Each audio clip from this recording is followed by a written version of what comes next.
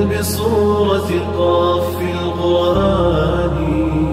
خالق کا پیغام، انسان کے نام، پرانی مضامین کا خلاصہ، روزانہ ایک پارہ، محترم پروفیسر ڈاکٹر محمد الیاس فیصل کے ساتھ۔ الحمدللہ وحدہ والصلاة والسلام علی من لا نبی بعدہ، رب اشرح لی صدری ویسر لی امری واحلل عقدۃ من لسانی یفقہوا قولی۔ انشاءاللہ آج ہم قرآن کریم کے 25ویں پارے کا خلاصہ پیش کریں گے، جس کا آغاز سورہ حامیم سجدہ کی آیت نمبر 47 سے 54 تک ہے، پھر سورہ شورى، سورہ زخرف، سورہ دخان اور سورہ جاسیہ کا تذکرہ ہے۔ پارے کے آغاز میں آیت نمبر 47 سے 48 تک اس بات کا تذکرہ ہے کہ قیامت کب آنی ہے، اس کا علم صرف اللہ رب العزت کے پاس ہے۔ آگے کائنات کے مظاہر قدرت کا بیان ہے اور اس بات کا تذکرہ ہے کہ دنیا میں جو مشرکین اللہ تعالیٰ کے ساتھ کسی کو شریک کرتے ہیں، قیامت کے دن یہ معبود اور شریک ان لوگوں کے کسی کام نہیں آ سکیں گے۔ آیت نمبر 49 سے 52 تک انسان کے مزاج کا تذکرہ ہے کہ اسے اگر کوئی خوشی ملتی ہے تو اللہ تعالیٰ کا شکر ادا کرنا چاہیے، لیکن خوشی کی حالت میں وہ عموماً اللہ کی طرف متوجہ نہیں ہوتا، اور اگر انسان کو کوئی تکلیف پہنچتی ہے تو پھر شکوے شکایتیں کرنے لگ جاتا ہے۔ شاعر ظفر نے اس کیفیت کو یوں منظوم کیا ہے: ظفر بندہ اس کو نہ جانیے گا، ہو وہ کتنا ہی صاحب فہم و ذکا۔ ظفر بندہ اس کو نہ جانیے گا، ہو وہ کتنا ہی صاحب فہم و ذکا۔ جسے عیش میں یاد خدا نہ رہی، جسے تیش میں خوف خدا نہ رہا۔ اللہ تعالی ہمیں نعمت کی حالت میں اپنا شکر ادا کرنے کی توفیق عطا فرمائے، اور پریشانی کی حالت میں اپنی طرف متوجہ ہو کر دعائیں کرنے کی اور صبر کی توفیق عطا فرمائے، آمین۔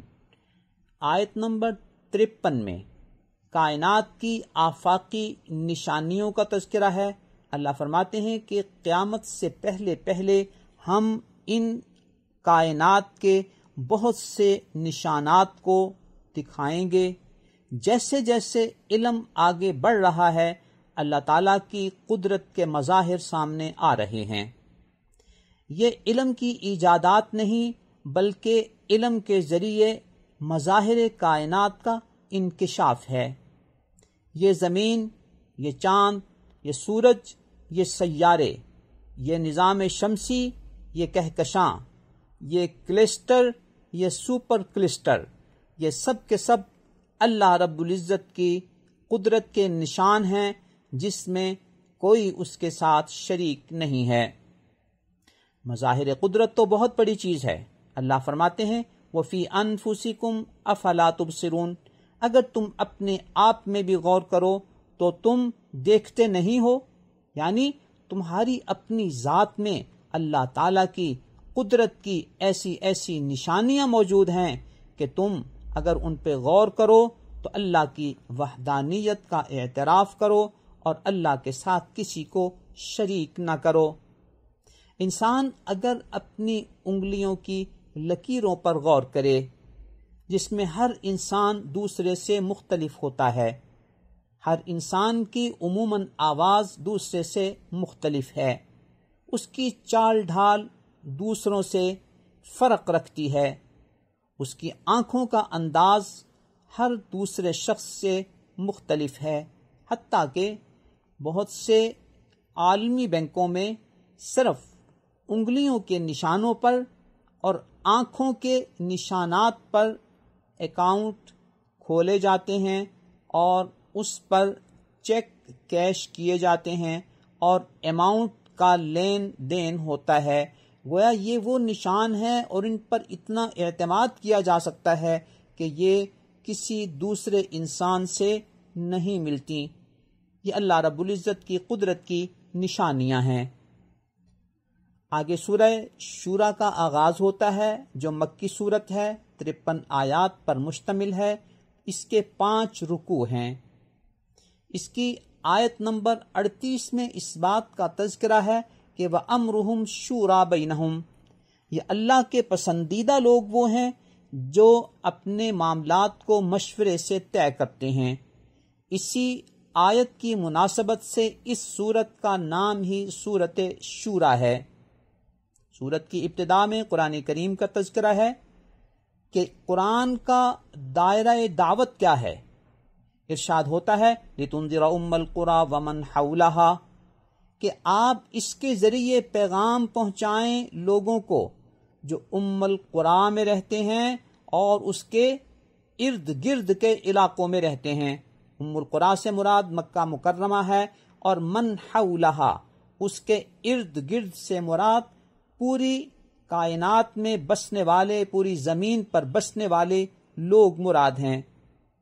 تفسیر طبری میں حضرت ابن عباس رضی اللہ تعالیٰ عنہ کی روایت نمبر 13550 میں ہے کہ ومن حولها سے مراد من المشرق الى المغرب، مشرق سے مغرب تک بسنے والے لوگ ہیں۔ آیت نمبر 9 سے 13 تک اللہ رب العزت کی وحدانیت کا تذکرہ ہے اور وحدانیت کی دلیلوں کا ذکر ہے۔ ارشاد ہوتا ہے ام اتخذوا من دونه اولیاء، کیا ان لوگوں نے اللہ کے علاوہ اوروں کو اپنا کارساز سمجھ لیا ہے؟ فاللہ هو الولی، اللہ ہی کارساز ہے۔ اس کے بعد 11 دلائل توحید کا ذکر ہے۔ نمبر 1 وَهُوَ يُحْيِي الْمَوْتَى، اللہ وہ ہے جو مردوں کو زندہ کرتا ہے، لہٰذا وہی عبادت کے لائق ہے، وہی اکیلا ہے۔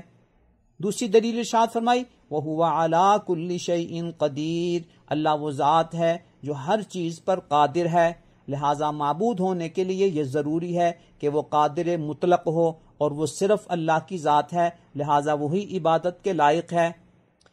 تیسری دلیل یہ ارشاد فرمائی وَمَا اخْتَلَفْتُمْ فِيهِ مِنْ شَيْءٍ فَحُكْمُهُ إِلَى اللَّهِ، جس چیز میں بھی تمہارا اختلاف ہو تو اس کا فیصلہ اللہ کے قانون کے مطابق ہوگا، اور یہ حاکمیت اعلیٰ کا مقام صرف اللہ رب العزت کو حاصل ہے۔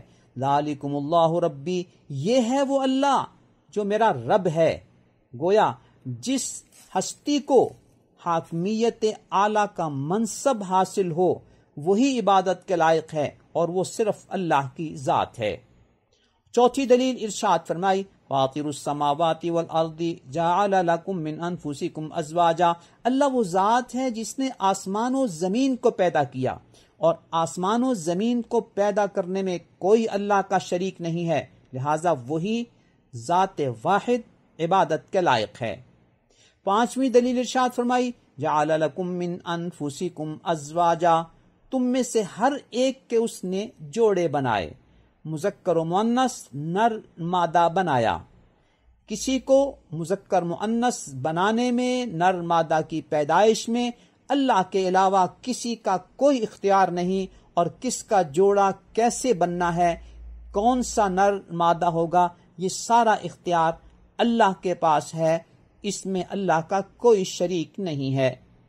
چھٹی دلیل یہ ارشاد فرمائی لیس کمثلہ شیء، اس جیسا کوئی نہیں، اور یہ صرف وہ ایک ذات واحد ہے جس کا کوئی مثل نہیں ہے، لہذا وہی واحد ذات ہے، وہی معبود برحق ہے۔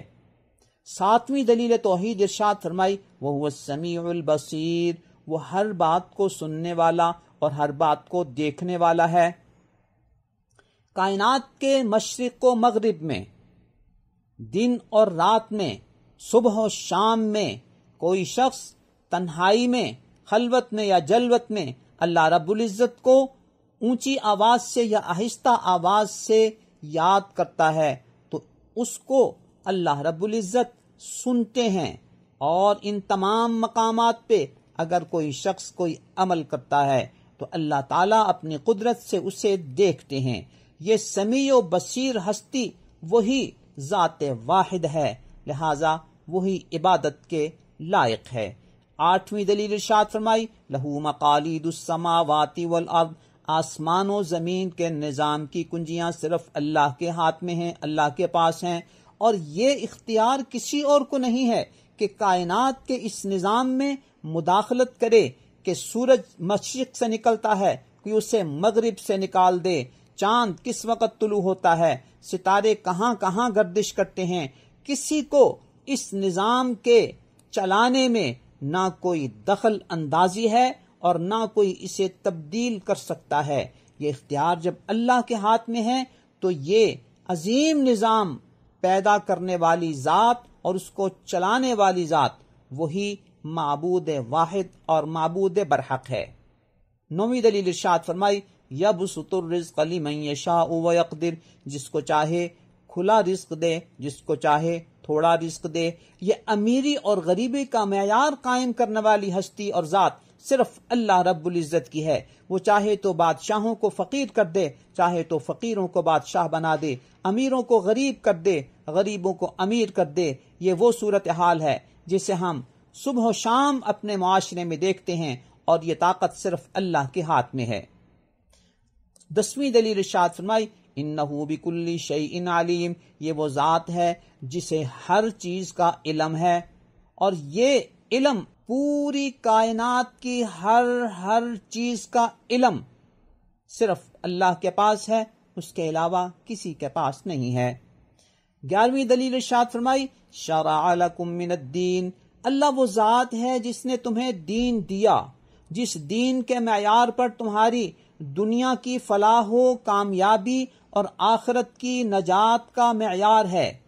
اللہ کے علاوہ کسی اور کے پاس یہ اختیار نہیں کہ وہ تمہیں کوئی ایسا دین دے جس دین کو اپنانے سے، جس دین پر عمل کرنے سے تمہیں نجات مل جائے اور تم جنت میں داخل ہو جاؤ اور جہنم سے بچ جاؤ۔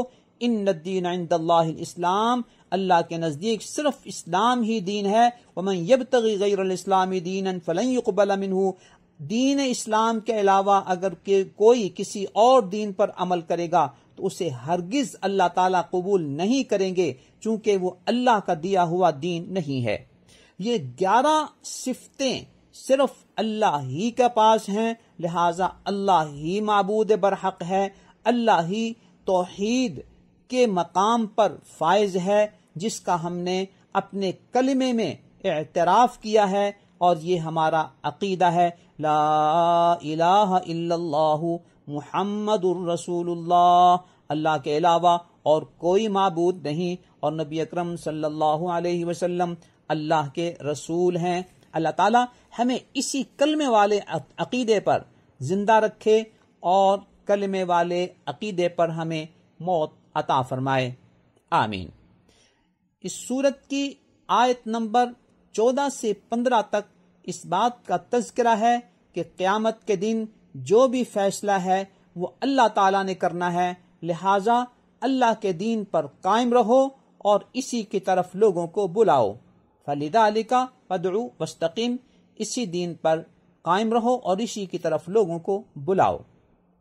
آیت نمبر 19 میں تمام کاموں میں، تمام معمولات میں اخلاص کو اپنانے کی ترغیب دی گئی ہے، اور یہ بتایا گیا ہے کہ یہی اخلاص وہ آپ کے پاس چیز ہے جس سے آپ کے اعمال کو اللہ تعالیٰ کے ہاں قبولیت حاصل ہوتی ہے، اور بغیر اخلاص کے یا اللہ کے ساتھ کسی اور کو کام دکھلاوا کرنے کے لیے، ریاکاری کرنے کے لیے کیا جائے گا تو اللہ کے ہاں ہرگز قبول نہیں ہے۔ ارشاد ہوتا ہے من کان یرید حرث الآخرۃ نزد لہ فی حرثہ، جو آخرت کی نجات چاہتا ہے، آخرت کی کھیتی کو آباد کرنا چاہتا ہے، اللہ فرماتے ہیں ہم اس کی کھیتی کو بڑھا دیتے ہیں۔ ومن کان یرید حرث الدنیا، اور جو دنیا کی کھیتی کے لیے کوئی کام کرتا ہے، نؤتہ منہا، ہم اس میں سے کچھ حصہ تو اس کو دے دیتے ہیں، لیکن چونکہ اس نے نیت کو خراب کر لیا ہے، وما لہ فی الآخرۃ من نصیب، قیامت کے دن اب اس کو کوئی حصہ نہیں ملے گا۔ آیت نمبر 23 میں نبی اکرم صلی اللہ علیہ وسلم اپنے اخلاص کا تذکرہ کرتے ہوئے ارشاد فرماتے ہیں اللہ اسألکم علیہ اجرا، میں تم سے کسی اجر کا طلبگار نہیں ہوں، لہٰذا اخلاص پر مبنی میری اس دعوت کو قبول کر لو۔ الا المودۃ فی القربہ، میری قرابت داری کا ہی پاس کر لو جو میرے اور تمہارے درمیان میں ہے، کہ میں نے اپنی زندگی میں جس طرح قرابت داری کا پاس کیا ہے، آج تم میری اس قرابت داری کا پاس کرتے ہوئے میرے مشن پہ اخلاص کے ساتھ غور و خوض کر لو اور اس کو اپنا لو، یہ تمہاری دنیا و آخرت کی فلاح و بہبود کے لیے ہے۔ اگر اس سے مراد نبی اکرم صلی اللہ علیہ وسلم کے دور کے قرابت دار ہیں تو وہ قریشی یا قریب و بعید کے وہ رشتہ دار اور قرابت دار ہیں جو نبی اکرم صلی اللہ علیہ وسلم کے خاندان سے تعلق رکھتے ہیں۔ اور اگر اس سے مراد نبی اکرم صلی اللہ علیہ وسلم کے دور مبارک سے لے کر قیامت تک آنے والے قرابت دار ہیں تو ان میں سب سے پہلے وہ حضرات ہیں جن کا احترام زیادہ ہونا چاہیے، وہ حضرات اہل بیت ہیں جنہیں منصب صحابیت بھی حاصل ہے اور اہل بیت کے ساتھ منسلک ہونا، اہل بیت میں سے ہونا بھی انہیں حاصل ہے۔ ان اہل بیت میں سب سے پہلے ازواج مطہرات ہیں جو نبی اکرم صلی اللہ علیہ وسلم کی بیویاں ہیں۔ نبی اکرم صلی اللہ علیہ وسلم کی اولاد بھی اہل بیت ہیں، نبی اکرم صلی اللہ علیہ وسلم کے داماد بھی اہل بیت ہیں، اور ان کی وہ اولاد جو نبی اکرم صلی اللہ علیہ وسلم کے دور میں پیدا ہوئی اور مقام صحابیت پر فائز ہوئی، وہ سب صحابہ اہل بیت ہیں جن کا احترام ان دو پہلوؤں سے زیادہ ہونا چاہیے۔ اور قیامت تک آنے والے سادات کا ہمیں معاشرے میں احترام کرنا چاہیے اور اس کی اصل بنیاد ان کے نیک اعمال ہیں۔ یہاں اس بات کا خیال رہے کہ قرابت داری سے نسبت رکھنے والے سادات ہوتے ہیں جو نبی اکرم صلی اللہ علیہ وسلم کی اولاد میں سے ہیں، جن کا سلسلہ نسب حقیقت میں نبی اکرم صلی اللہ علیہ وسلم تک پہنچتا ہے۔ آج ہمارے معاشرے میں ایک عجیب سا ماحول چلنے لگ گیا ہے کہ ایک مخصوص فکر سے وابستہ لوگ اپنے آپ کو سادات کہتے ہیں، گو کہ ان کا نبی اکرم صلی اللہ علیہ وسلم کے نسب سے کوئی تعلق نہ ہو۔ واضح رہے کہ اہل بیت کا تعلق کسی مکتب فکر کے ساتھ نہیں بلکہ نبی اکرم صلی اللہ علیہ وسلم کی اولاد کے ساتھ ہے، اور یہ کسی بھی خطے میں، کسی بھی علاقے میں، کسی بھی مسلک میں ہوں، اگر وہ نبی اکرم صلی اللہ علیہ وسلم کی صحیح اولاد ہیں اور صحیح نسب کے ساتھ وہاں تک ان کا سلسلہ نسب پہنچتا ہے تو یہ قرابت دار ہیں، یہ سادات ہیں۔ اس آیت کی روشنی میں فارسان علوم نبوت کو متوجہ کیا گیا ہے کہ وہ بنیادی طور پر نبی اکرم صلی اللہ علیہ وسلم کے علوم کے وارث ہیں اور داعی ہیں۔ ان داعیوں کو بھی قُلْ لَا أَسْأَلُكُمْ عَلَيْهِ اجراً کی بنیاد پر اپنے مشن اور اپنی محنت کی بنیاد اخلاص پر رکھنی چاہیے۔ تنخواہ ان کے لیے ایک تعاون ہے، اسے بنیاد نہیں سمجھنا چاہیے۔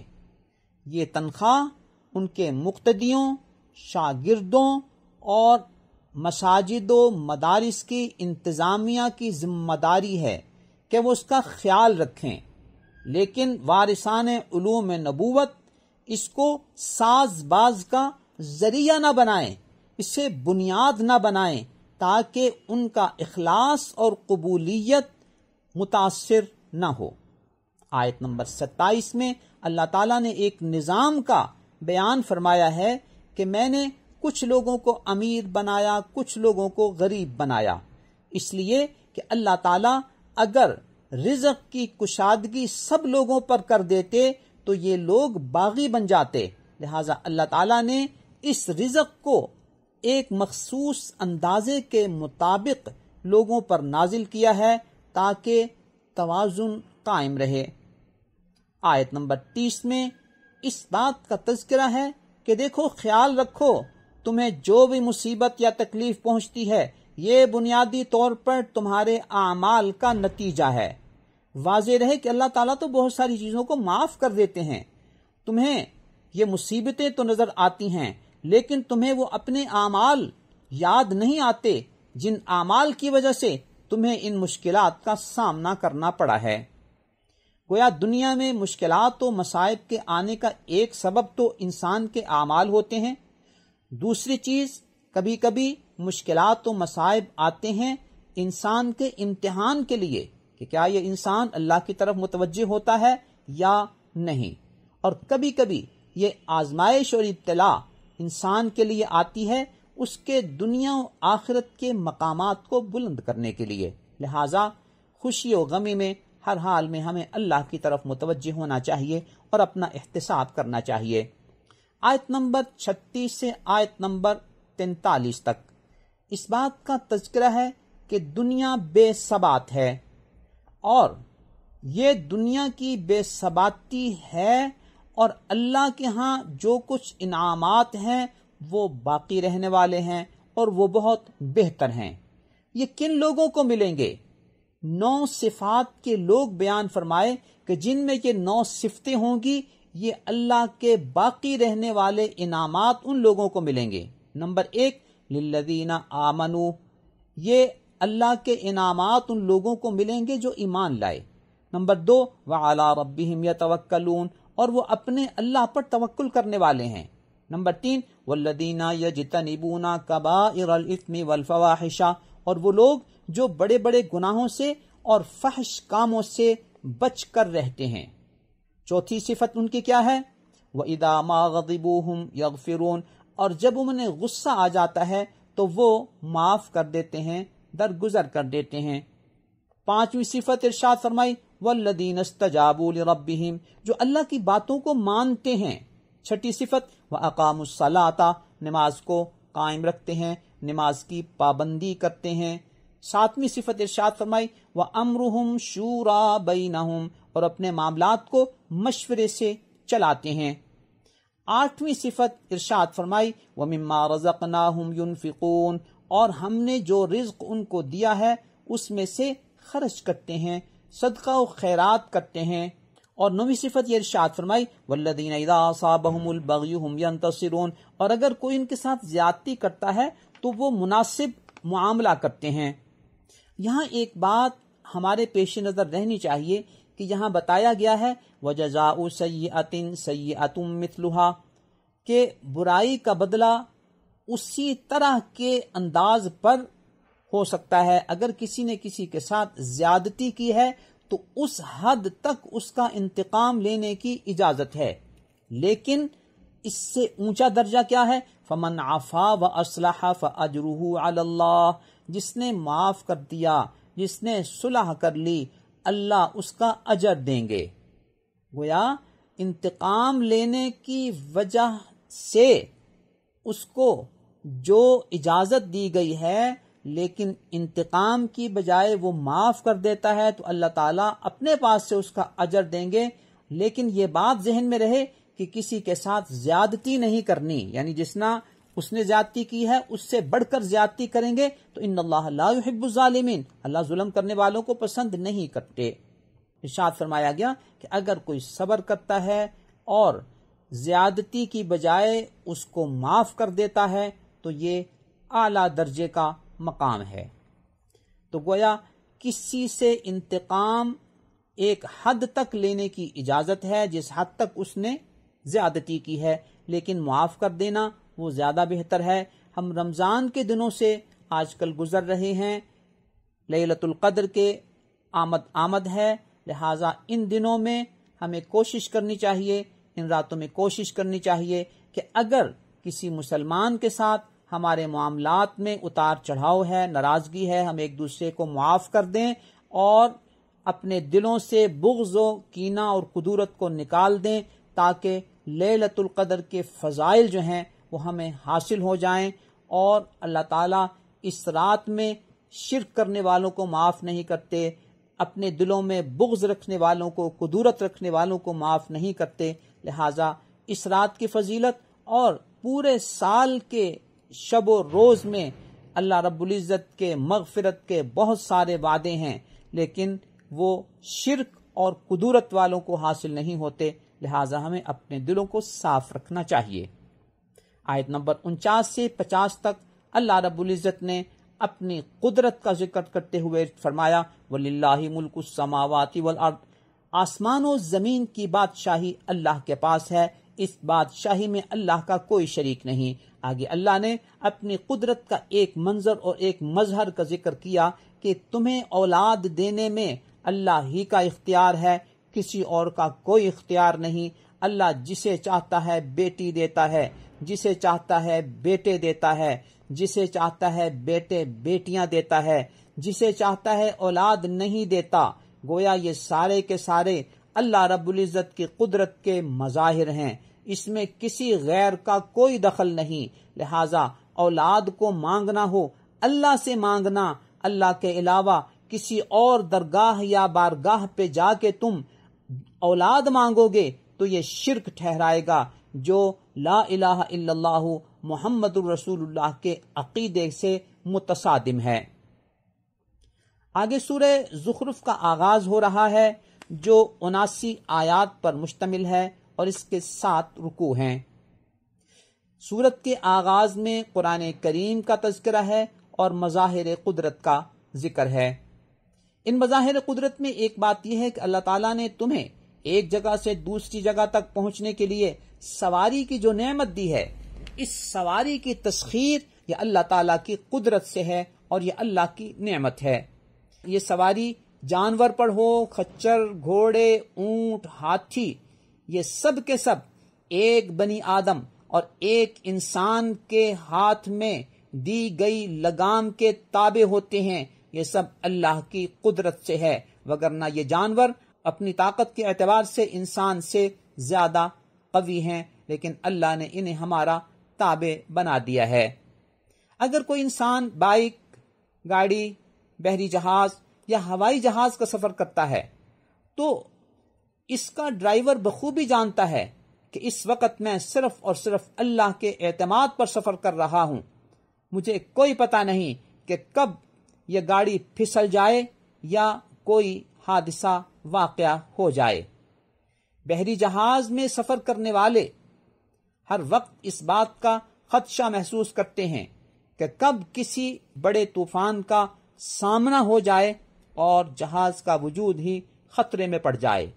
اسی وجہ سے اس بات کی نگرانی کی جاتی ہے کہ کیا بحری جہاز کا یہ سفر صاف ہے، رستے میں کوئی ایسی رکاوٹ تو نہیں جو اس بحری جہاز کے لیے رکاوٹ یا خطرے کا سبب ہو۔ اگر ایسی صورتحال ہو تو اسے بروقت متنبہ کر دیا جاتا ہے تاکہ وہ اپنا رخ اور اپنا روٹ حسب صورتحال بدل لے۔ ہوائی جہاز کتنا ہی تیز رفتار سفر ہے، لیکن اگر اس کے انجن میں خدا نخواستہ ایک پرندہ آ ٹکرائے یا کوئی ہلکی پھلکی سی چیز آ ٹکرائے یا ایسا ہوائی طوفان آ جائے تو یہ سارے کا سارا ہوائی جہاز لڑک کر زمین پر آ گرتا ہے۔ تو یہ سارا کا سارا نظام سفر یہ اللہ تعالیٰ کی قدرت اور اللہ رب العزت کے نظام کے مطابق چل رہا ہے۔ اگر ذرا سا بھی اس میں کوئی خلل آ جائے تو یہ ساری کی ساری چیزیں انسان اور اس سواری کی تباہی و بربادی کا سبب بن جاتے ہیں۔ اللہ تعالیٰ سب کے لیے ہر وقت، ہر جگہ اور ہر ذریعے سے آسانی کا اور عافیت والا سفر مقدر فرما دیں۔ اس سواری کے حوالے سے اسی صورت میں مسنون دعا کا ذکر ہے، سبحان الذی سخر لنا ھذا وما كنا له مقرنین وانا الی ربنا لمنقلبون۔ یہ قرآنی دعا ہے جو سفر کی مناسبت سے ہے۔ ہمیں کوشش کرنی چاہیے کہ ہم اس کو یاد کریں اور اپنے ہر سفر سے پہلے اس دعا کو بار بار پڑھ لیا کریں۔ آیت نمبر 17 میں انسان کی نفسیات کا ذکر ہے کہ اگر ان کو اس بات کی خبر دی جائے کہ تمہاری بیٹی ہوئی ہے تو یہ فکرمند ہو جاتے ہیں، پریشان ہو جاتے ہیں اور یہ اپنے چہروں کو چھپانے کی کوشش کرتے ہیں. گویا بچی کی پیدائش کو یہ اپنے لیے پسند نہیں کرتے، لیکن اللہ کے لیے جب مثالیں دینی ہوتی ہیں، شرک کرنا ہوتا ہے، تو یہ اس طرح کے غلط نسبتیں کرتے ہیں کہ فرشتے اللہ کی بیٹیاں ہیں. اللہ فرماتے ہیں اپنے لیے تو تم بیٹیوں کو پسند نہیں کرتے ہو، اور اللہ کی طرف غلط نسبت کرتے ہوئے فرشتوں کو بیٹیاں ٹھہراتے ہو. یہاں ہمیں اسی مناسبت سے اس بات کا تذکرہ کرنا ہے کہ معاشرے میں کل بھی اور آج بھی صورتحال یہ ہے کہ بیٹیوں کی پیدائش کو اپنے لیے شرمندگی، عار سمجھا جاتا ہے یا اس پر ناپسندیدگی کا اظہار کیا جاتا ہے. لیکن اسلام نے عورت کو کتنا مقام دیا، کیسا ماحول پیدا کیا، کیسی تربیت کی تاکہ عورت کا، بیٹی کا، بیوی کا، والدہ کا، بہن کا احترام رہے. اس کے لیے نبی اکرم صلی اللہ علیہ وسلم کی حدیث مبارکہ ہے، ابن ماجہ میں حدیث نمبر 2659 ہے کہ جس نے 3 بیٹیوں کی تربیت کی، ان کے کھانے پینے پہننے کا اچھا انتظام کیا، تو یہ تربیت اس کے لیے قیامت کے دن آگ سے رکاوٹ بن جائے گی، حجاب بن جائے گی، پردہ بن جائے گی. گویا بیٹیوں کی پیدائش کے بعد ان کی تربیت پر اتنا بڑا انعام کا اعلان کیا جا رہا ہے. یہ اسلام کا وہ نظام تربیت ہے جس کی وجہ سے اللہ تعالیٰ نے عورت کو معاشرے میں بلند مقام دیا ہے. نمبر 2، ابو داؤد کی حدیث نمبر 4480 میں ہے کہ اگر کسی کی ایک بیٹی بھی ہوئی اور اس کے باپ نے اس کی عزت کی اور اسے اپنے لیے عار نہیں سمجھا تو اور اپنے بیٹوں کو بیٹی پر ترجیح نہیں دی، تو اللہ تعالیٰ اس کے اس رویے کی وجہ سے بھی اسے جنت میں داخل فرما دیں گے. یہ اللہ رب العزت نے عورتوں کی فضیلت اور مقام بیان فرمایا ہے. مسلم شریف کی ایک اور روایت نمبر 2631 میں ہے کہ جس نے 2 بیٹیوں کی تربیت کی یہاں تک کہ وہ بڑی ہو گئیں، قیامت کے دن یہ شخص اس طرح آئے گا کہ نبی اکرم صلی اللہ علیہ وسلم نے فرمایا میں اور وہ یوں ہوں گے، اور پھر آپ نے اپنی انگلیوں کو ملایا، گویا ہم اور وہ اکٹھے ہوں گے. کتنی بڑی فضیلت اللہ رب العزت نے عورت کو دی ہے معاشرے میں. اپنی والدہ کے احترام کے حوالے سے ایک صحابی نے نبی اکرم صلی اللہ علیہ وسلم سے پوچھا کہ آقا میری سب سے بہتر روایت، میرے سب سے بہتر تعلق کا کون حقدار ہے؟ فرمایا تمہاری ماں. فرمایا پھر کون؟ فرمایا تمہاری والدہ. پھر کون؟ فرمایا تمہاری والدہ. پوچھا پھر کون؟ فرمایا آپ کا والد. یہ روایت صحیح بخاری میں موجود ہے. یوں اللہ تعالیٰ نے بیٹی، بیوی، بہن، بیوی کے حوالے سے عورت کو کتنا بلند مقام دیا ہے جس کے نتیجے میں آج عورت کی عزت قائم ہے. تعجب اور افسوس ہے کہ ہمارے اس معاشرے میں بعض لوگ اس مقام و مرتبت کی طرف متوجہ ہونے کی بجائے ایسے افکار، ایسے اعمال، ایسے نظریات اور ایسے کلچر کو ترجیح دینے کی کوشش کر رہے ہیں جہاں نہ بیٹی کا احترام ہے، نہ بیوی کا احترام ہے، نہ بہن کا احترام ہے، نہ والدہ کا احترام ہے. تو وہ لوگ جہاں پہنچ چکے ہیں وہ وہاں پہنچ کر پریشان ہیں، اور ہم ان کی پریشانی کو آزادی سمجھتے ہوئے ان پریشان حال لوگوں کے پیچھے بھاگ رہے ہیں کہ شاید یہاں پہنچ کر ہمیں آزادی ملے گی. انسان کو اللہ نے جو مقام دیا ہے، ہر ایک کو اپنی اپنی جگہ پر رہتے ہوئے اپنی ذمہ داریاں ادا کر کے اس معاشرے کو بہتر سے بہتر بنانے کی کوشش کرنی چاہیے، اور اپنے اللہ کے دیے ہوئے نظام پر راضی ہونا چاہیے. واضح رہے کہ جو لوگ ان نعروں کو لے کر نکلتے ہیں، آپ اگر ان کی خاندانی زندگی کو دیکھیں تو آپ کو محسوس ہوگا وہ خود بھی تباہ حال لوگ ہیں، ان کے اپنے گھر بھی کامیاب نہیں ہوئے، وہ اجڑے ہوئے لوگ ہیں اور خود تو ڈوبے ہیں صنم تجھ کو بھی لے ڈوبیں گے۔ اس مشن کو لے کر وہ سڑکوں پر نکلتے ہیں اور ہماری بہو بیٹیوں کو گمراہ کرنے کی کوشش کرتے ہیں۔ اللہ تعالیٰ انہیں بھی سمجھ عطا فرمائے اور ہمارے بچوں بچیوں کو بھی ان فتنوں سے محفوظ فرمائے۔ آیت نمبر 31 سے 32 تک اللہ رب العزت نے یہ بیان فرمایا ہے کہ بعض لوگوں کو اپنی دولت کی بنیاد پر، اپنے منصب کی بنیاد پر اس بات کا گھمنڈ ہوتا ہے کہ اللہ تعالیٰ نے جو مقام و منصب کسی کو عطا کیا ہے یہ تو انہیں ملنا چاہیے تھا، جیسے کہ مکہ مکرمہ اور طائف کے بعض جاگیردار، بعض لینڈ لارڈ، بعض امیر لوگوں نے اس بات پر اعتراض کیا کہ یہ جو مقام نبوت ہے یہ اس یتیم شخص کو کیوں ملا، یہ تو کسی بہت بڑے آدمی کو ملنا چاہیے تھا۔ اللہ فرماتے ہیں کہ یہ اللہ رب العزت کی رحمت ہے اور اللہ کی رحمت کو اللہ ہی تقسیم کرتے ہیں، اس تقسیم کا اختیار ان کے پاس نہیں ہے۔ اللہ جس ہستی کو چاہیں سید الانبیاء کے منصب پر فائز کر دیں، اس میں ان کا کوئی عمل دخل نہیں ہے۔ یہ مقام نبوت تو بہت بڑی بات ہے۔ اللہ فرماتے ہیں کہ ان کے دنیا میں رہنے کا جو نظام ہے ہم نے تو اس نظام کی تقسیم کا اختیار بھی اپنے پاس رکھا ہوا ہے، اور بعض کو بعض پر جو فضیلت دی ہے یہ ہمارا دیا ہوا نظام ہے کہ کوئی آقا ہے، کوئی غلام ہے، کوئی امیر ہے، کوئی غریب ہے، کوئی افسر ہے، کوئی ملازم ہے، یہ ہمارا سارا دیا ہوا نظام ہے تاکہ دنیا کا یہ سسٹم چلتا رہے۔ الغرض نبوت تو کجا، ہم نے تو معیشت کی تقسیم کو بھی اپنے اختیار میں رکھا ہے۔ یہاں یہ بات ہم سب کے پیش نظر رہنی چاہیے کہ اس وقت ہمارے سسٹم میں 3 بنیادی نظام چل رہے ہیں: سرمایہ دارانہ نظام، اشتراکی اور سوشلسٹ نظام، اور تیسرا اسلامی نظام۔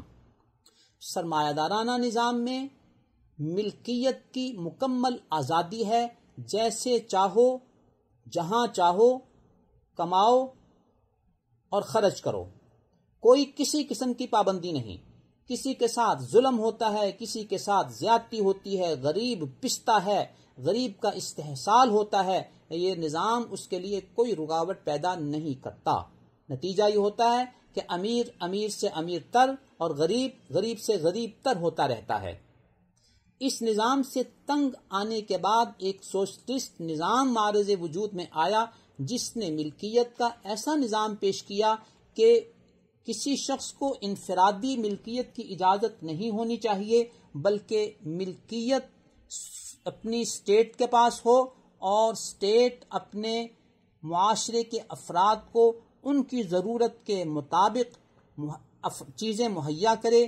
یہ سوشلسٹ نظام چند سالوں کے بعد ناکام ہو گیا اور یہ نظام ملکیت آگے نہیں چل سکا، لہذا انہیں بھی اپنے نظام میں تبدیلی لانی پڑی۔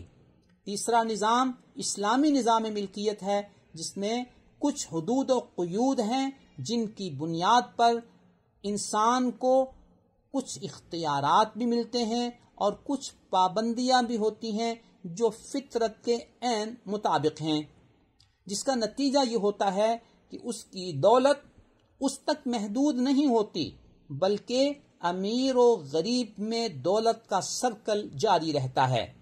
اللہ نے قرآن کریم میں اس کا فلسفہ یوں بیان فرمایا کہ لا یکون دولتم بین الاغنیاء منکم، کہ یہ دولت صرف امیر لوگوں میں ہی نہ گھومتی رہے۔ لہذا اسلام کا نظام زکوٰۃ، اسلام کا نظام صدقات، اسلام کا نظام وراثت، یہ اسی مساوات کو اور اسی نظام ملکیت کو متوازن بنانے کے لیے ہے، جو کہ فطرت کے عین مطابق ہے۔ جہاں تک افراد کو ان کی اجرت دینے کا تعلق ہے تو ظاہر ہے کہ ہر شخص کی صلاحیتیں مختلف ہوتی ہیں اور ان کی صلاحیت کے مطابق ہی انہیں یہ وسائل مہیا ہوتے ہیں۔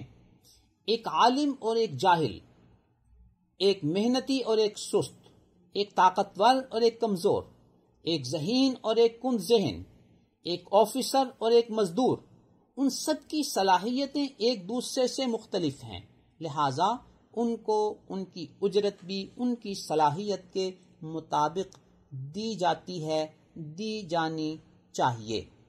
تو یوں اگر سب کو ایک ہی طرح کا سسٹم دیا جائے گا، ایک ہی طرح کی اجرت دی جائے گی، تو اس سے معاشرے کا جو توازن ہے یہ متاثر ہوگا۔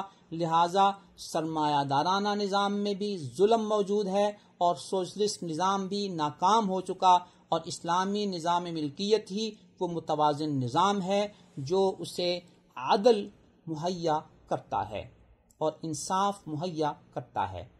آیت نمبر 36 سے آیت نمبر 39 تک یہ اہم حقیقت بیان فرمائی گئی ہے کہ جو شخص اللہ رب العزت کی یاد سے، اللہ کے ذکر سے اعراض کرتا ہے، وہ انسان اللہ تعالی کی رحمت سے دور ہوتا جاتا ہے اور اسے ایک شیطان مہیا کر دیا جاتا ہے اس کی اس غفلت کی وجہ سے، جو اس کو اور زیادہ دور کر دیتا ہے۔ نتیجہ یہ ہے کہ ہمیں اللہ کی یاد سے وابستہ رہنا چاہیے۔ اللہ کی یاد قرآن میں بھی ہے، اللہ کی یاد عبادات میں بھی ہے، اللہ کی یاد اللہ کے احکامات پر عمل کرنے میں بھی ہے۔ اگر یہ سب کچھ انسان نہیں کرے گا تو اس کی اس بدعمالی کی وجہ سے، اس کی اس غفلت کی وجہ سے ایک شیطان اس کے ساتھ لگ جائے گا جو اس کا دوست بن جائے گا۔ وہ شیطان جن کی شکل میں بھی ہو سکتا ہے، وہ شیطان غلط اور بری صحبت کی شکل میں بھی ہو سکتا ہے، جو اس کو کہاں لے کر جائے گا؟ وَإِنَّهُمْ لَيَصُدُّونَهُمْ عَنِ السَّبِيلِ، جو غلط دوست ہیں اور غلط صحبت والے ساتھی ہیں، یہ ان کو صحیح رستے سے روکتے ہیں، اور صحیح رستے سے رکتے رکتے یہ اس مقام تک پہنچ جاتے ہیں کہ اپنے غلط رستے کو بھی صحیح سمجھنے لگ جاتے ہیں۔ وَيَحْسَبُونَ أَنَّهُمْ مُهْتَدُونَ، غلط رستے پر چلتے ہوئے بھی وہ اپنے آپ کو صحیح رستے پر، ہدایت والے رستے پر سمجھتے ہیں۔ آج ہم اپنے معاملات میں ہر شخص اپنی ذات میں سوچے کہ وہ اللہ کو یاد کرتا ہے یا اللہ کی یاد سے غافل ہے، اس کی صحبت میں کون لوگ ہیں؟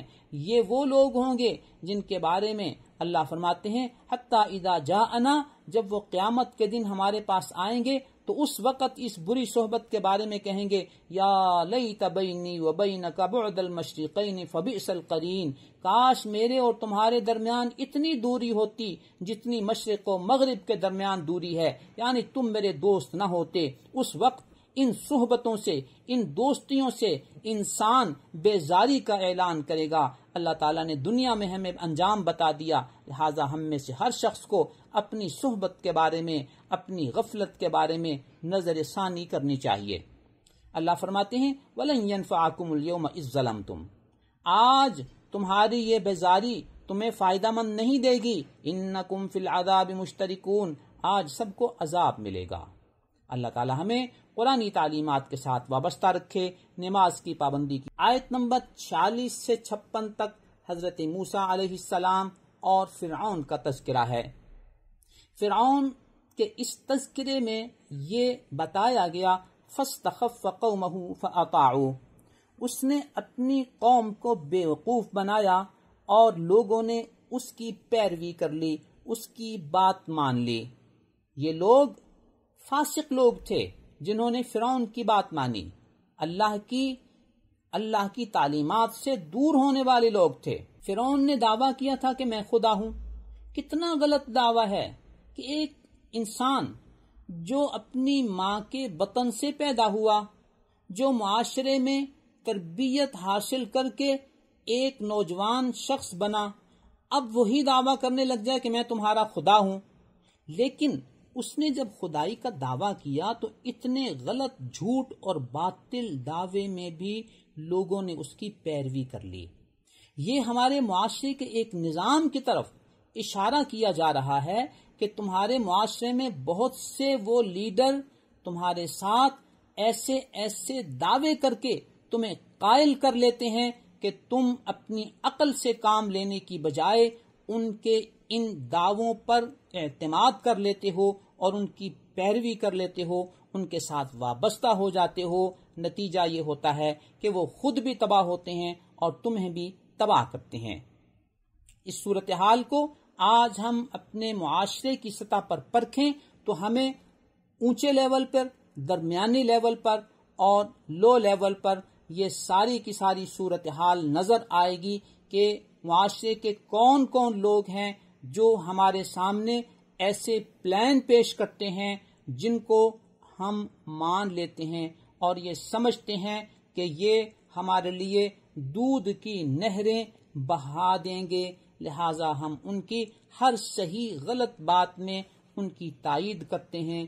ہمیں حق پسند، حق پرست ہونا چاہیے کہ ہر بات کو سوچ سمجھ کر فیصلہ کریں، اور یہی وہ چیز ہے جو مہذب معاشروں میں ووٹ کا ایک معیار ہوتا ہے کہ وہاں کا ہر باسی، ہر رہائشی اپنے ووٹ کا استعمال ملک کی مفاد کے لیے کتنا سوچ سمجھ کر اور ذاتی گروہی وابستگیوں سے بالا تر ہو کر کرتا ہے کہ کس میں میرے ملک کا مفاد ہے۔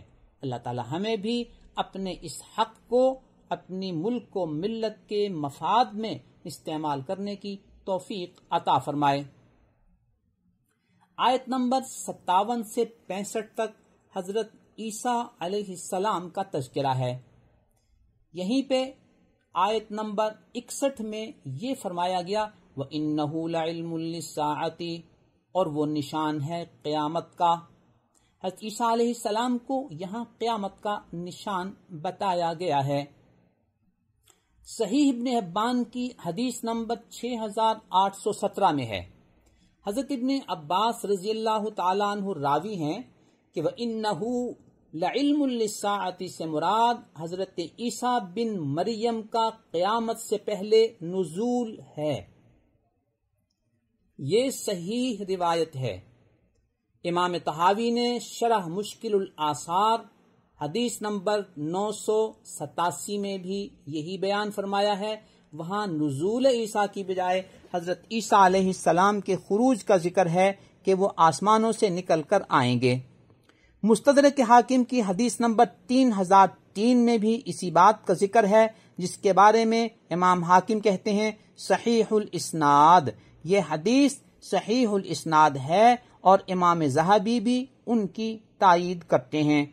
نیز مستدرک حاکم میں حدیث نمبر 3675 میں بھی اس حدیث کو صحیح کہا گیا ہے اور امام ذہبی نے اس کی موافقت کی ہے۔ موارد الزمان کی حدیث نمبر 17558 میں بھی اس روایت کا تذکرہ ہے۔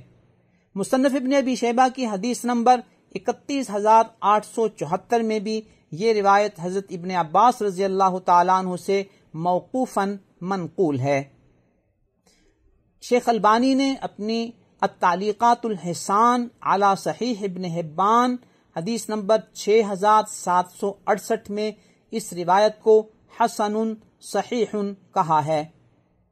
ان کے سلسلہ صحیحہ حدیث نمبر 3208 میں بھی اس روایت کو صحیح قرار دیا گیا ہے کہ وَإِنَّهُ لَعِلْمٌ لِلسَّاعَةِ سے مراد قیامت سے پہلے حضرت عیسیٰ علیہ السلام کی آمد ہے۔ محترم سامعین، اب آپ ایک عجیب حقیقت کی طرف متوجہ ہوں کہ دور حاضر میں امریکہ میں مقیم ایک شخص جاوید احمد غامدی وہ یہ کہتا ہے کہ حضرت عیسیٰ علیہ السلام کے نزول کی طرف کوئی ادنا اشارہ بھی قرآن میں کسی جگہ مذکور نہیں ہے، لاحظہ ہو ان کی کتاب میزان۔ لیکن ہم نے جس نبی کا کلمہ پڑھا ہے ان کی صحیح حدیث کی روشنی میں سورہ زخرف کی اس آیت نمبر 61 میں انہوں نے واضح طور پر فرما دیا کہ اس آیت میں لعلم للساعۃ سے مراد قیامت سے پہلے حضرت عیسیٰ علیہ السلام کا نزول ہے، لہذا ہم ان کے نزول کا عقیدہ رکھتے ہیں اور نبی اکرم صلی اللہ علیہ وسلم کی اس حدیث کو مانتے ہیں۔ اب ہم نے آپ نے جس نبی کا کلمہ پڑھا ہے ہم نے ان کی بات ماننی ہے یا 15ویں صدی کے اس ملحد غامدی کی بات ماننی ہے جو یہ کہتا ہے کہ قرآن کریم میں ادنا اشارہ بھی حضرت عیسیٰ علیہ السلام کے نزول کا نہیں ہے؟ یہ ان کا واضح جھوٹ اور واضح مس گائیڈنس اور واضح ڈس انفارمیشن ہے۔ اللہ تعالیٰ انہیں بھی ہدایت عطا فرمائے اور ان کے ماننے والوں کو بھی ان کے ان ملحدانہ افکار سے محفوظ رہنے کی توفیق عطا فرمائے، آمین۔ آیت نمبر 66 سے 77 تک قیامت، جنت و جہنم میں داخل ہونے والے، نیک اعمال کرنے والے، بد اعمال کرنے والے اور ایسے عقائد کا ذکر ہے جن کی بنیاد پر لوگ جنت میں داخل ہوں گے۔ ان چیزوں کا تذکرہ ان آیات میں موجود ہے۔ سورہ دخان کا آغاز ہو رہا ہے جس کے 3 رکوع اور 59 آیات ہیں۔ اس کی آیت نمبر 10 میں دخان کا تذکرہ ہے، اسی نسبت سے اس سورت کا نام سورہ دخان ہے۔ اس کے آغاز میں ایک مبارک رات کا ذکر ہے جس میں اللہ رب العزت کی طرف سے اللہ کا ذکر نازل ہوا۔ جمہور مفسرین کے نزدیک اس سے مراد شب قدر ہے جو رمضان میں ہوتی ہے، جبکہ سیدنا اکرمہ اور بعض مفسرین کے نزدیک اس رات سے مراد 15 شعبان کی رات ہے۔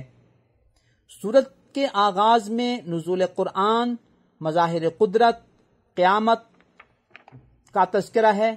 اس وقت ایمان کا اظہار موت کے وقت جو کرے گا وہ قابل قبول نہیں ہوگا چونکہ وقت ختم ہو چکا ہوگا، یا جو شخص قیامت کے آنے پر موجود ہوں گے اور اس وقت وہ اپنے ایمان کا اعلان کریں گے، ان کا اعلان قابل قبول نہیں ہوگا۔ لہذا ہم سب کو اللہ رب العزت کی طرف متوجہ ہو کر اسلام اور ایمان کو اپنانا چاہیے اور نیک اعمال کی طرف متوجہ ہونا چاہیے۔ موت آ جائے یا قیامت آ جائے، پھر ہمارا ایمان یا ہمارا نیک عمل ہمارے لیے مفید نہیں ہوگا چونکہ وقت ختم ہو چکا ہوگا۔ آگے فرعون کی غرقابی کا تذکرہ ہے اور بنو اسرائیل کی نجات کا تذکرہ ہے جو حضرت موسیٰ علیہ السلام کے ساتھ فرعون کے مظالم سے نجات پا کر سمندر پار آ گئے تھے۔ آگے یمن کے ایک بادشاہ تبع کی ہلاکت کا تذکرہ ہے۔ آیت نمبر 38 میں ایک کائناتی حقیقت بیان کی گئی ہے، وَمَا خَلَقْنَا السَّمَاوَاتِ وَالْأَرْضَ وَمَا بَيْنَهُمَا لَاعِبِينَ۔ یہ آسمان و زمین ہم نے کھیل کود میں نہیں بنائے، یعنی اتنا بڑا نظام جو قائم کیا ہے اللہ رب العزت نے، یہ بے وجہ، بے مقصد اور بے فائدہ نہیں ہے، بلکہ ان کا ایک مقصد ہے۔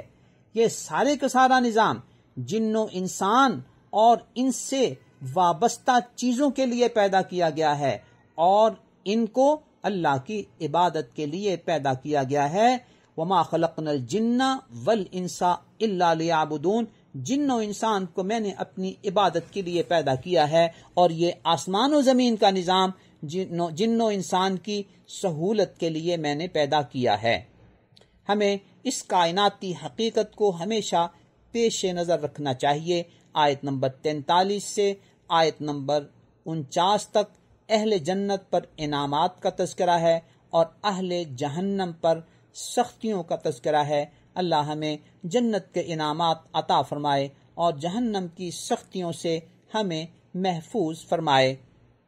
سورہ جاسیہ میں 4 رکوع ہیں، 37 آیات ہیں، اور اس کی آیت نمبر 28 میں اس بات کا تذکرہ ہے وَتَرَا كُلَّ أُمَّةٍ جَاسِيَةٍ۔ اس دن تم ہر شخص کو، تمام لوگوں کو گھٹنوں کے بل دیکھو گے۔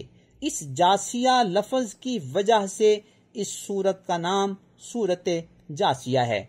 اس کے آغاز میں اللہ رب العزت کی قدرت کے مظاہر کا تذکرہ ہے، اور جو لوگ ان مظاہر قدرت کو دیکھ کر اللہ کی وحدانیت کو ماننے کی بجائے اس کا انکار کرتے ہیں، ان کے لیے تباہی و ناکامی کا تذکرہ ہے، اور اس بات کا تذکرہ ہے کہ ان کا ٹھکانہ جہنم ہے۔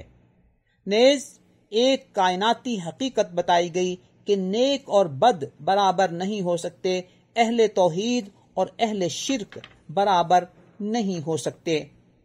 آیت نمبر 23 میں اس بات کا تذکرہ ہے کہ جو شخص اپنی خواہشات کو معبود بنا لیتا ہے تو اس کی آنکھ، کان، دل پر پردہ پڑ جاتا ہے اس کی ان بد اعمالیوں کی وجہ سے، تو وہ نہ صحیح بات کو صحیح طرح سن پاتا ہے، نہ اس پر غور کر پاتا ہے، نہ ان کو دیکھ پاتا ہے۔ یہ وہ چیزیں ہیں کہ جو انسان کے اپنے ہی بد اعمال کی وجہ سے اس کے لیے نتیجے کے طور پر آ جاتی ہیں اور انسان کے دل پر مہر لگ جاتی ہے۔ اللہ اس مرحلے سے ہر شخص کو محفوظ رکھیں۔ آیت نمبر 24 میں بعض ملحدین کے اس فکر کا تذکرہ ہے جو قدیم و جدید دور میں موجود رہے اور یہ کہا کرتے تھے وَقَالُوا مَا هِيَ إِلَّا حَيَاتُنَا الدُّنْيَا، وہ کہتے تھے بس یہی دنیا کی زندگی ہے، اس کے بعد اور کوئی زندگی نہیں ہے۔ بابر نے بھی اپنے سابقہ دور میں یہی فکر اپنایا تھا اور کہا تھا بابر بعیش کوش کہ عالم دوبارہ نیست، بابر زندگی گزار لو اور کوئی زندگی نہیں ہے۔ بعد میں اللہ تعالیٰ نے اس کو بھی ہدایت عطا فرمائی اور اس نے توبہ کی۔ تو یہ فکر قدیم دور میں بھی موجود تھا، آج بھی کسی نہ کسی انداز میں موجود ہے۔ آگے اللہ رب العزت کی بادشاہی کا تذکرہ ہے، اہل جنت کو جنت کے ملنے کا تذکرہ ہے اور اہل جہنم کو جہنم ملنے کا تذکرہ ہے، اور جہنم والوں کو اس دن یہ کہہ دیا جائے گا وَقِيلَ الْيَوْمَ نَنْسَاكُمْ، آج ہم تمہیں بھول گئے جیسے تم ہمیں بھول گئے تھے، اس لیے کہ ذَلِكُمْ بِأَنَّكُمُ اتَّخَذْتُمْ، تم نے اللہ رب العزت کی نشانیوں کو مذاق بنا لیا تھا، مذاق سمجھ لیا تھا، اس کو سیریسلی نہیں لیا تھا۔ نتیجہ یہ ہوا کہ تم نے اللہ کو، اللہ کی نشانیوں کو بھلا دیا، اللہ کے مظاہر قدرت کو غور کرنے پر تم نے توجہ نہیں دی اور توحید کو نہیں اپنایا، نیک اعمال نہیں کیے، دین اسلام سے وابستہ نہیں ہوئے، اس کو اپنی زندگیوں میں نافذ نہیں کیا، لہٰذا آج ہم بھی تمہیں بھول گئے اور تمہارا ٹھکانہ جہنم ہے۔ اللہ رب العزت ہمیں اپنے نبی اکرم صلی اللہ علیہ وسلم کی تعلیمات پر عمل کرتے ہوئے جنت میں داخلے کی نعمت سے سرفراز فرمائے اور جہنم کی سزا سے اللہ تعالی ہم سب کو بچائے۔ اللہ تعالی ہمیں قرآنی تعلیمات کے ساتھ وابستہ رکھے، آمین۔ وآخر دعوانا ان الحمد للہ رب العالمین۔ نظروا للطيبة ونور طه يسطعون